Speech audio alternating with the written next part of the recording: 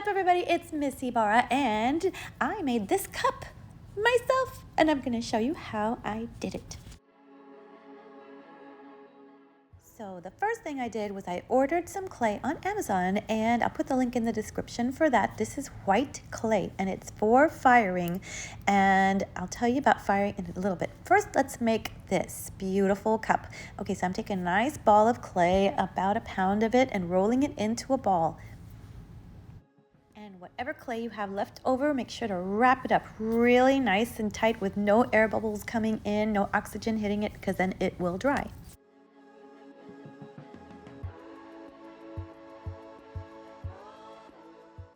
Next, you want to take your ball of clay and throw it down 3 times. We call this wedging. This takes out any air bubbles.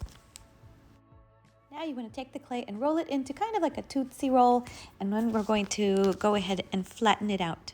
Now I cut a piece of paper about 4.5 by 12 inches so that I could roll out my clay to match this paper. Now I'm going to take a rolling pin and just roll out my clay nicely so that it eventually becomes the same size as this paper. Now I have another cup, so I made sure to not push down too much and not make it too thin so that it will have some thickness, like the same as this cup that I made a few years ago. Now, as I go ahead making this beautiful shape, I am taking off some edges with my knife and also adding some slip, which is just a little cup of water with a little bit of clay in it dissolved so that it acts like glue for the clay. Now smoothing it out with my slip. See how it's nice and shiny and beautiful, and making this gorgeous rectangle all around gorgeous. Now, you can do this if you want to, but I wanted to add some texture, so I'm just taking some lace and I'm going to roll it gently with my rolling pin to make some beautiful designs on my clay. I make sure to add some slip before I add the lace and then use the rolling pin, and it adds just a little bit extra definition.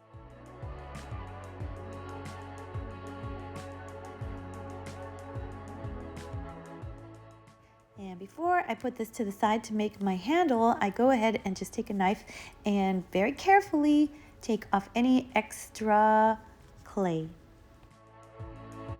Now, if you're a little one, you want to make sure that you have an adult do this because sometimes knives can be sharp. Now I can put this to the side and get started on my handle. Now I brought out another piece of paper, which is 1 inch by 7 inches, and this will be for my handle. And it might be longer or shorter, but it's a good length to start with. As always, I start with a ball and then I throw it down 3 times to get any bubbles out. If you're wondering why, the bubbles will explode in the kiln once the heat gets started, so you don't want any bubbles in there to mess up your work. Now I add some slip and then go ahead and roll with my rolling pin, and I have a nice shape for my handle. Now I can add my lace pattern to this too, so just getting some lace and putting on top with a little slip, and then add my lace and then roll it on just like I did with my big rectangle.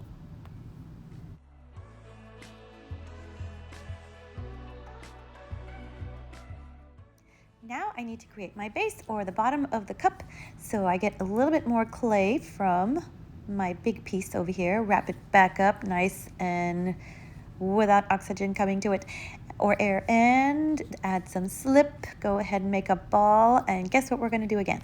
Yep, wedge 3 little throws, 1 2 3, and get those bubbles out. Now it also makes a nice circle, so it's easy to do that, and then press it out with my rolling pin.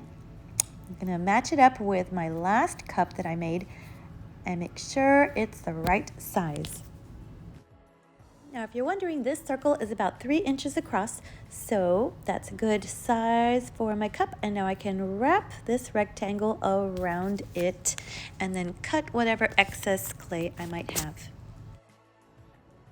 Now that I've got the shape pretty much, I'm going ahead and add a lot of slip to make sure that it stays together and to get rid of any bumps and lines and things I don't like. So this does take some time, but it looks beautiful once it's done. Also adding some slip to smooth out any wrinkles or little cracks that might start to happen because the clay starts drying right away. So you want to just keep adding slip to keep it from getting any cracks.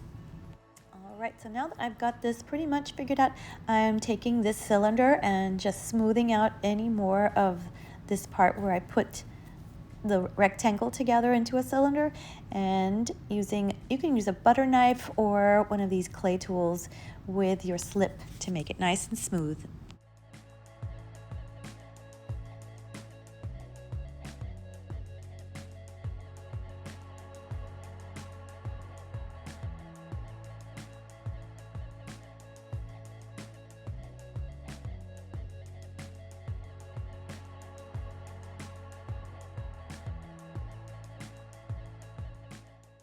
All right, now that the cylinder is just right, I'm going to take my circle, make sure it's a beautiful circle and that it's the right shape, the right thickness, and adding some slip to that. And I'm going to score, which means I'm just going to add some little lines with my tool. It could be a butter knife or this tool that I have from my clay kit.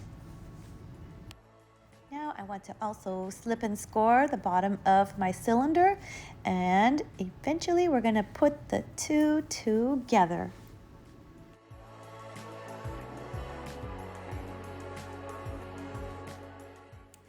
Now I'm going to join the pieces together, and I always think of this like when you add butter to a piece of bread and you're kind of just smoothing it out, right? So it's kind of the same thing, and making sure you don't see that line anymore so that the two pieces are joined together to make one. Okay, now I'm going to take my beautiful handle and I'm going to just match it up to my cup and see that it goes on like this.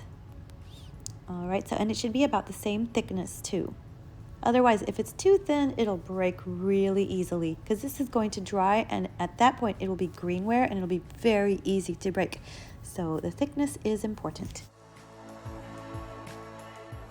Right now it's time to add some slip, putting that on. Remember, it's just like the glue that keeps everything together, so you do need it, and it's wonderful for smoothing out everything. Now that I have slipped and scored, I can go ahead and add this on. Now I can use my tool to join these together as well, using some slip every now and then.